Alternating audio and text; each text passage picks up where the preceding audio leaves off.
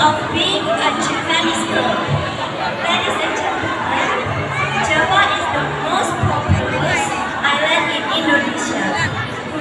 There is a lot of Japanese culture, heritage, such as dance, culinary, house, and custom.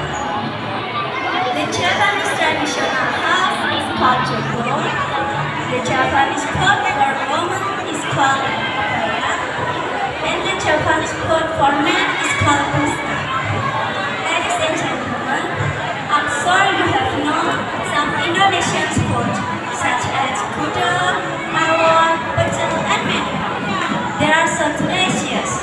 Ladies and gentlemen, I hope all of us keep the Indonesian cultural heritage. Let's keep on loving Indonesia. And Litwina, thank you. Alright. Wow. Litwina, you look so pretty in Japanese typical costume. Do you like that? Do you like that clothes? Alright. Okay. Litwina, you talk about Japanese heritage. My question is, how deep is your love to Japanese heritage? Japanese heritage is a gift for me, so I love it very much. Oh, that's nice.